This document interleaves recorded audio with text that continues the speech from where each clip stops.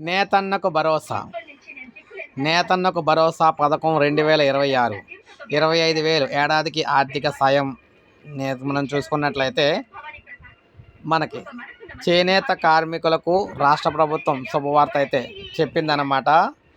ఆంధ్రప్రదేశ్ ప్రభుత్వం నేతన్నకు భరోసా పథకాన్ని జాతీయ చేనేత దినోత్సవం సందర్భంగా ఆగస్టు 7న ప్రారంభించనుందన్నమాట. ఏడాదికి 25,000 ఆర్థిక సాయం. రాష్ట్ర వ్యాప్తంగా 54,000 మంది చేనేత కార్మికులకు లబ్ధి అయితే కలగబోతోంది. ఇందులో భాగంగా 250 కోట్ల బడ్జెట్ కేటాయింపు అయితే ఉంటుందన్నమాట. అనుబంధ చేనేత కార్మికులకు కూడా అవకాశం అయితే కల్పిస్తామని చెప్పారు. సో ఆగస్టు 7వ తారీఖున ఈ పథకానికి అయితే ప్రారంభం అయితే చేస్తున్నారు. ఆగస్టు 7వ తారీఖున ఈ కార్యక్రమం అయితే జరుగుతుంది.